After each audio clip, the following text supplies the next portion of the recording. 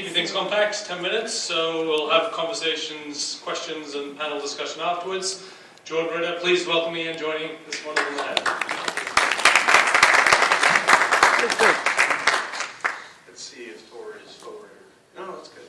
Great. All right, so notable things I've done, co-founder of Napster. More relevant to this conversation, actually, is co-founder of CloudMark.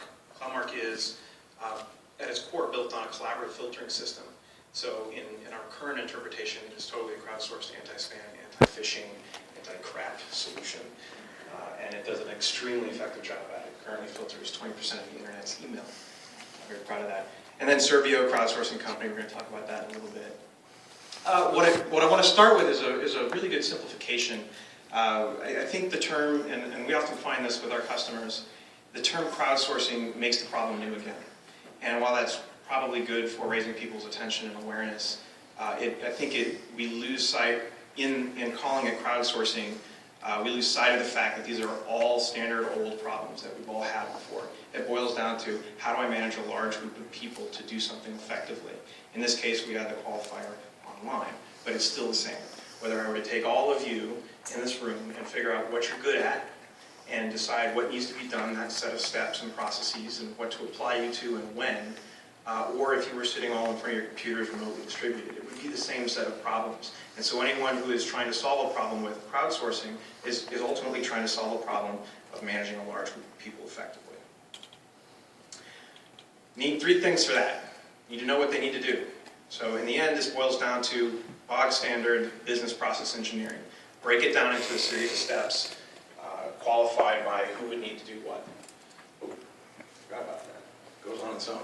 Second thing you need is a skilled labor pool, a set of skilled labor pools. So you need some people who are good at writing, need some people who are good at classification, some people who are good at research, some people who are good at typing maybe.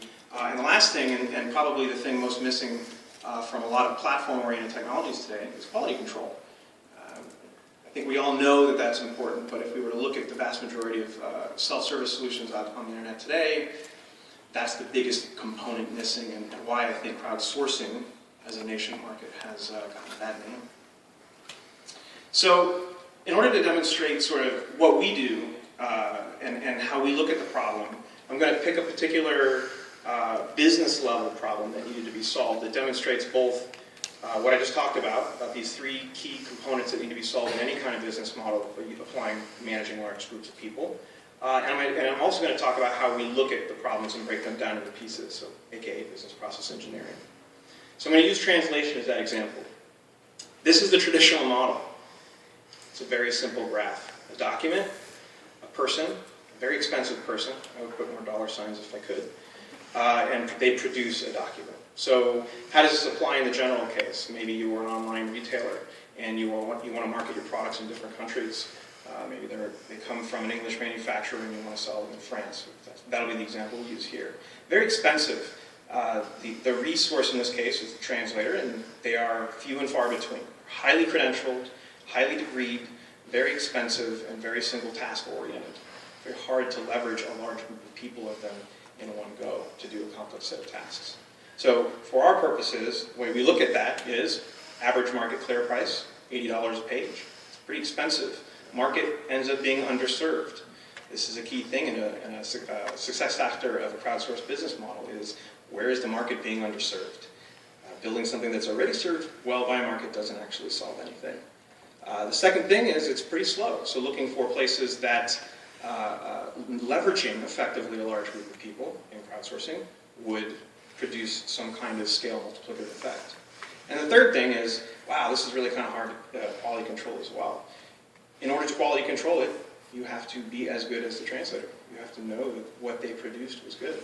So all three of these things combine together to make the traditional model a ripe target for applying crowdsourcing. This is how we look at the problem. I'm going to walk through this in just a second. So this is a business process engineering exercise. We take this document, we break it down into pieces, into segments, so that different similarly skilled people can work on the same, different components of the same piece. We machine gist it. Follow me, just stick with me just for a second. We will use a software solution to roughly translate it. And then we will have a native language speaker That's all. That's their skill. Minimum skill is they can read French, and they identify what didn't get translated well. And in our experience, while machine translation produces an understandable product, it certainly doesn't produce a business class level product. But that's still easy to correct, starting from that point instead of starting from a point that you have to understand a foreign language. So we split it up into pieces. We machine gist it. The first step is you read French and you say that sentence and that sentence and that sentence are garbled. That limited set of things then shunts to translators. And they are working in a much smaller context. All translators cost a certain amount of cents per word. But that cost then gets isolated in the exceptional cases where a machine translation system did a really terrible job. We call those the garble hunters. The remainder of that work product, and once the translators are done with theirs, that feeds into the editing. So the truth is, if you look at a business, if you look at this process, you'd say, if I have to pay an expensive amount of money to a translator to take the entire work product from one stage to the other. But in this particular context, most of the cost is around the editors. That skill set, far more available, far more accessible, and from a business standpoint, also cheaper. So going from machine gist to having someone just polish that text really produces a much better result. We still include translators in that, but the result for us is that it's a far cheaper proposition, and it's much more scalable and much more parallelizable, and we can leverage a lot more people in this process than just skilled, specialized translators. This is also, I think, a good example because we talk about crowdsourcing, we talk about it exclusively in the context of people, but we built a workflow platform in order to facilitate the process part of the problem. So we get to mix machines at the points where it makes sense to use a machine to solve a problem, and we get to mix human beings where it makes sense to apply that problem to the human intellect. And so in this case, the splitting and the machine gisting, and in the end, the recombination of everything back into the document is the machine-oriented portion of the flow. But in this case, very inexpensive. Do you understand French? People are doing the sorting and binning, and the vast majority of that content is going through a relatively inexpensive person doing copy editing. And we only utilize the expensive translators for the things that were just that too difficult for a machine to have given a decent idea about what it's trying to do. Then we look, so we talked about workflow, and then we talked about skilled labor pool. We talked about different skill sets. Now we layer on top of that, using the workflow, quality control loop. Easiest analogy is a manufacturing analogy. At the end of each little line inside of the manufacturing floor where something specialized is created, there is a little loop that says, is this work product good? In our case, we use human beings as part of that process as well, and that's a fundamental underpinning of the workflow. Is some tasks machines are good at figuring out whether the quality was good, but not all, especially the more subjective that we get. So using human beings in that process, and oftentimes with other different skill sets, for example,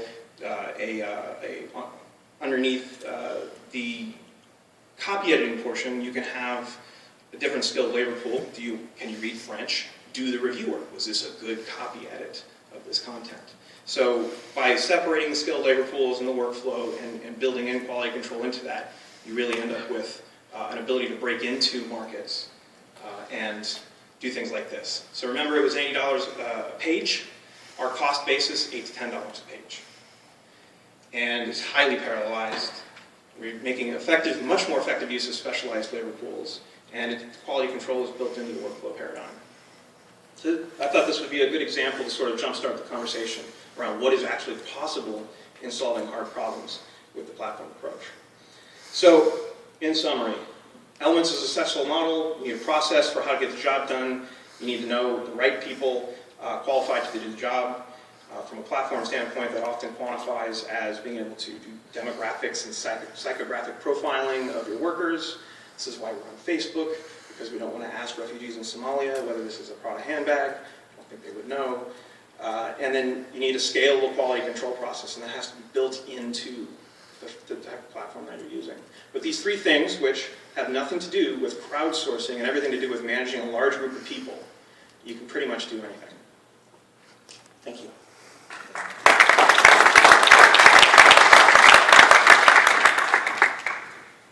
Great. Thank you for those insights. And I think what you'll find is